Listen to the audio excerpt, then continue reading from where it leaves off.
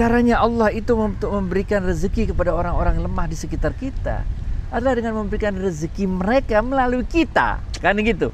Ini kan nggak pakai ilmu ada hujan duit dari langit, benar nggak? Yeah.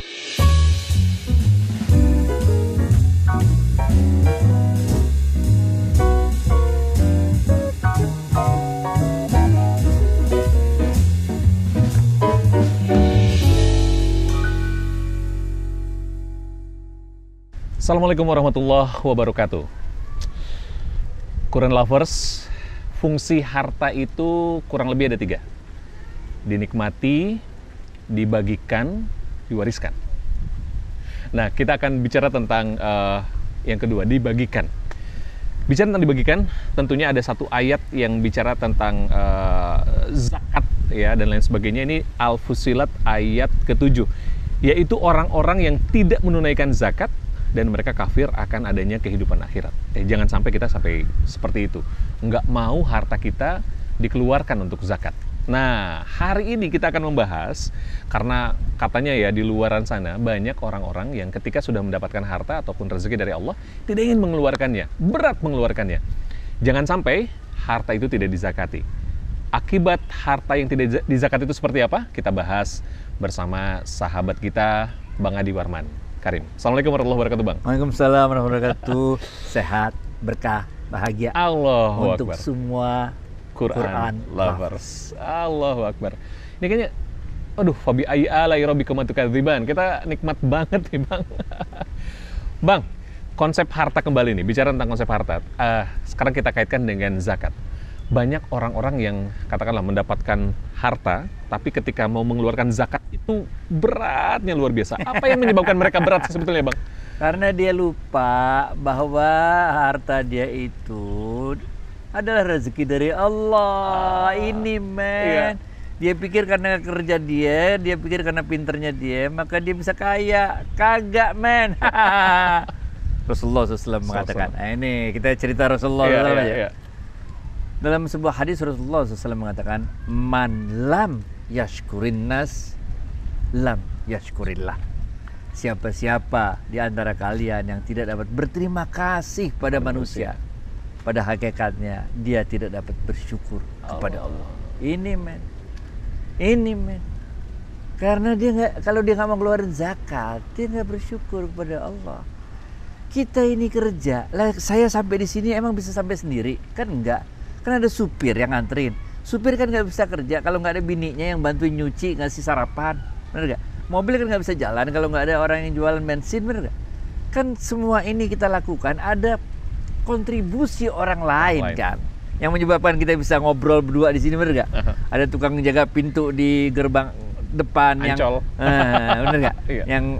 Jadi apa-apa yang kita dapatkan, rezeki, harta yang kita dapatkan itu ada porsi kontribusi orang lain. Ini yang pertama nih. Ini harus kita sadar bahwa kita nggak bisa sendirian. Kalau sendirian, sono aja lu sendirian kalau bisa dah. Tangkepin tuh ikan sendirian, bener nggak? Gimana juga ke sono kalau nggak ada yang bikinin kapal buat lu, bener nggak? Yang kedua, memang Allah, ini ada hadis lagi berikutnya. Dan sungguh harta yang engkau dapatkan itu dan pertolongan yang datang padamu itu karena orang-orang lemah di sekitar kamu. Caranya Allah itu untuk memberikan rezeki kepada orang-orang lemah di sekitar kita adalah dengan memberikan rezeki mereka melalui kita, kan gitu. Ini kan nggak pakai ilmu ada hujan duit dari langit, benar nggak? Iya. Tapi kita dijadikan wasilah oleh Allah untuk memberikan harta kita kepada orang lain. Nah, karena dua hal inilah maka kita bersihkan harta kita itu dengan membayarkan zakat. 2,5% mah yang wajib, men. 2,5%. Itu tuh batasan yang wajib atau minimalnya segitu? Boleh nggak lebih gitu, Bang? Ceritanya nggak 2,5%, jangan mulai dari 2,5%. Iya. Ceritanya mulai dari 20%. 20% dulu ya? Jadi gini ceritanya, men. Kalau ente lagi jalan-jalan nggak pakai effort, tahu-tahu kesandung duit. Benar nggak? Atau ente lagi ini sekarang nih gorek. Ini tahu-tahu ketemu emas, nggak ada effort, cuman tiba-tiba bujuk yuk, maka kenalah zakat rate 20%. 20%. Oh. Benar nggak? Tapi kalau lu pakai effort dikit, lu mesti nanem, lu mesti sabar nungguin dia sampai panen. Allah bilang udah keren. Gua korting dah separohnya kata Allah. 10% rate-nya. Kalau lu pakai effort lebih gelok lagi nih, bener gak? Udah lu nanem, lu siramin, lu buat irigasi segala macam. Allah bilang, ini orang keren nih, effortnya, ikhtiarnya bener gak? Korting 50% lagi dah.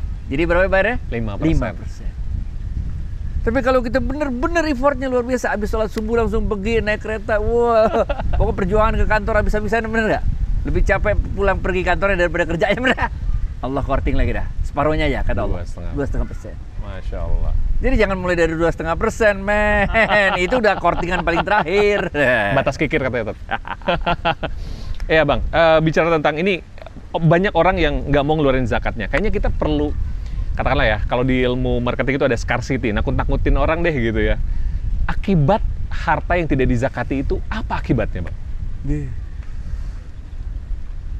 Mau mulai dari situ dulu, oke gini. Ada 3 hal yang membuat harta kita tidak berkah. Tidak berkah. Yang membuat hidup kita nggak berkah.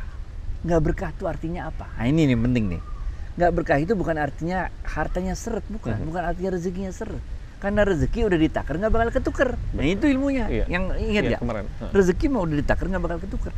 Dia udah ketakar nggak bakal ketuker, tapi kagak berkah. Apa itu artinya kagak berkah? Rasulullah SAW mengatakan, riwayat Imam Bukhari, seperti orang makan yang nggak kenyang-kenyang. Astagfirullah. Harta mah banyak kaya, tapi kagak cukup-cukup, men. Kagak kenyang-kenyang. Sedangkan keberkahan itu adalah dengan harta yang kita terima, kita merasa cukup, bermanfaat buat diri kita dan bermanfaat buat orang-orang sekitar kita. Itu berkah. Oke? 3 hal yang membuat harta itu nggak berkah, membuat rezeki itu tidak berkah, membuat hidup itu nggak berkah. Yang pertama, lu banyak maksiat. Kagak berkah, men. Udah lu tinggalin maksiat, men. Udah ribet maksiat dah. Ribet. Yang kedua nih, lu kagak bersyukur. Nggak bersyukur. Udah kayak apa juga segala macam, tetep aja lu kurang. Bener gak? Yang ketiga nih, lu pelit. Kalau yang kedua kagak bersyukur, yang ketiga lu pelit, lu nggak mau bagi-bagi. Yang kayak tadi gue ceritakan, nggak mau bagi-bagi, mau kayak sendirian aja, lo nggak mau. Sedangkan untuk supaya rezeki kita berkah, supaya untuk hidup kita berkah, ada 5 hal. Lu mau break dulu apa begini nih? Kayaknya supaya kita berkah, kita break dulu Bang. Mantep. Azan asar. Alhamdulillah. Nanti kita lanjut ya Bang ya. Siap. Tetap bersama kami ya. Nah, tadi ngekat sebentar ya teman-teman sekalian, dan memang kalau kita sudah menjalankan ibadah, kayaknya ada rasa plong gitu. Termasuk juga kita bahas tentang zakat ini, kalau udah ngejalanin zakat, apa Bang? Ini kayaknya langsung plong gitu ya. Ada temen nih Bang, dia di sebuah kemacetan, terus pengen buang air kecil. Terus dia keluar. Pokoknya gua keluar dulu deh, Gi. Dia keluar dulu, dia buang air kecil, terus balik lagi. Dia bilang gini, wah, plong banget. Kayaknya kalau kita ngasih harta sama orang-orang, terus kayaknya kita ngerasanya plong tuh kayak gini nih katanya gitu. Sampai disamain seperti itu ya. Maksudnya plongnya itu loh, leganya itu. Apakah betul Bang, kalau misalnya kita mengeluarkan sesuatu itu tambah plong, bukan tambah, waduh, berkurang nih gitu. Lah makanya bahasa Indonesianya terima kasih. Lu mau terima, lu mau ngasih dong. Kalau enggak lu terima simpen. Bener gak? Terima kekep. Nah, kalau terima simpen, lama-lama busuk disimpen, men. Ente kalau masuk nggak dikeluarin sakit, bener ya? Iya. Begitu juga dengan zakat. Masya Allah. Bener gak? Itu sebabnya kita lanjutin pembahasan yang tadi ya. Kalau tadi kita udah bahas 3 hal yang membuat rezeki kita nggak berkah, maka ada 5 hal yang membuat rezeki kita berkah.